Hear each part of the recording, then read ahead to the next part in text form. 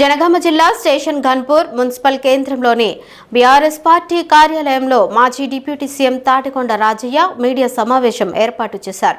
ఈ సందర్భంగా తాటికొండ రాజయ్య మాట్లాడుతూ కడియం శ్రీహరి వారం రోజుల నుండి సొల్లు పురాణం అబద్ధాలు చెబుతున్నారు. 2 నాలుకల ధోరణిలా మాట్లాడుతూ అతను ఏ పార్టీనో ఎవరికీ అర్థం కావడం లేదు. హైదరాబాద్ అసెంబ్లీలో టీఆర్ఎస్ పార్టీ అంటాడు, స్టేషన్ ఘన్పూర్కి వచ్చి కాంగ్రెస్ పార్టీ అంటాడు. అన్ని తెలిసి అబద్ధాలు చెప్తాడు, గ్లోబల్ ప్రచారాలు చేస్తాడు. అతని మాటలు నమ్మొద్దని ప్రజలకి వివరించారు. 3 బ్యారేజీలు ఉంటాయి, దాదాపు 19 సబ్ స్టేషన్లు ఉంటాయి, 98 ప్రెషర్ మెయిన్స్ ఉంటాయి, 203 కిలోమీటర్ల టన్నల్ ఉంటుంది, 1530 గ్రావిటీ కెనాల్స్ ఉంటాయి, 16 రిజర్వాయర్లు ఉంటాయి, దాదాపు 21 పంప్ స్టేషన్స్ ఉంటాయి. ఇవన్నీ కలిసి అక్కడ మేడిగడ్డ దగ్గర నీళ్లు అవ్వాలి 16 టీఎంసీలు మొత్తము. దాదాపు ఇవన్నీ కూడా బ్యాలెన్సింగ్ రిజర్వాయర్ కాబట్టి కాలైన కొద్దీ నీళ్ళు ఎత్తిపోయడం వల్ల దాదాపు 240 టీఎంసీ నీటిని మనం వినియోగించుకోవడానికి అవకాశం ఉంటుంది. అది అయిపోయిన తర్వాత మన కాళేశ్వరం అయిపోయినాక కింద మనకు సమ్మక్క సారాలమ్మ బ్యారేజ్ ఉంది.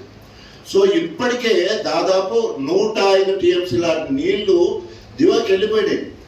తెలంగాణనేమో ఎండ పెడతా ఉన్నారు, ఆంధ్రకేమో నిండ పెడతా ఉన్నారు. ఇక్కడేమో కరువు, అక్కడేమో మరి కరువు లేకుండా చంద్రబాబు శిష్యుడు రేవంత్ రెడ్డి గారు మరి ఆయన దారాదత్తం తెలంగాణ నీళ్లను దారాదత్తం చేస్తున్నారు. పట్టుసీమ దగ్గర మాత్రం పంపులు ఆన్ చేస్తారట, కన్నపల్లి దగ్గర పంపులు ఆన్ చేయరట. ఇవాళ నీటి లభ్యత ఈ రోజు చెప్తా ఉన్నారు, వర్షాలు పడతా ఉన్నాయి. మేడిగడ్డ దగ్గర కాళేశ్వరం దగ్గరికి సాయంత్రం వరకు విఐపి ఘాట్ అంటారు, అంటే పై వరకు అక్కడ వరకు విఐపీలు వెళ్ళొచ్చు. అన్ని నీళ్లు అక్కడి నుంచి ప్రవహించే అవకాశం ఉంది. దాదాపు మరి మొన్నటి వరకు 1,00,000 క్యూసెక్ల నీళ్లు పోయినాయి, 90,000 పోయినాయి.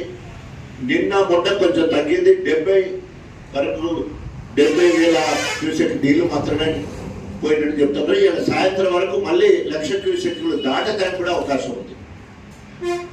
11,000 క్యూసెక్లు అయితే ఒక టీఎంసీ. సో ఆ రకంగా డిజైన్ చేసి కాళేశ్వరం అంటే ఒక మేడిగడ్డ కాదు, అది 16 రిజర్వాయర్లకు నిలిచే కలుపుతారు. ప్రెస్ మిత్రులకి, ఎలక్ట్రానిక్ మీడియా సోదరులకి,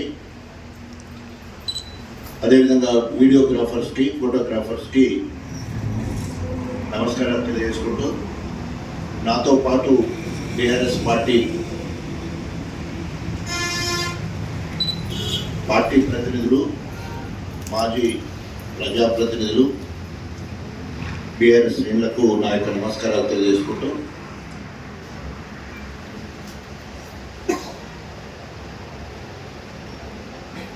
ఈ వారం రోజుల నుండి కడియం శ్రీహరి సొల్లు పురాణం చదువుతా ఉన్నాడు, అబద్ధాలు మాట్లాడుతూ ఉన్నాడు,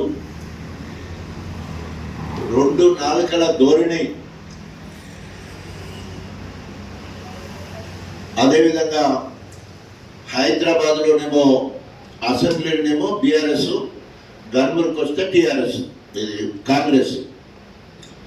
అసెంబ్లీలోనేమో బీఆర్ఎస్, ఘన్పూర్కి వస్తే కాంగ్రెస్. కారు కూతలు కూస్తున్నాడు. అన్ని తెలిసి కూడా అబద్ధాలు ఆడుతున్నాడు. గోబెల్స్ ప్రచారం చేస్తూ ఉన్నాడు. ఆయనకు వయసు మీద పడ్డది, ఏం మాట్లాడుతుండో కూడా తెలియట్లేదు. బాలకాల లెక్క చిన్నపిల్లలు చిలిపి చేష్టలు, కారు కూతల లెక్క కనబడతా ఉన్నది. ఆయన గతంలో ఇరిగేషన్ శాఖ మంత్రిగా టీడీపీలో పనిచేశాడు. ఆయనకు అనుభవం ఉందని చెప్పి కాళేశ్వరం విషయంలో మరి బీఆర్ఎస్ ఎమ్మెల్యేగా గెలిచిన తర్వాత మేడిగడ్డ దగ్గర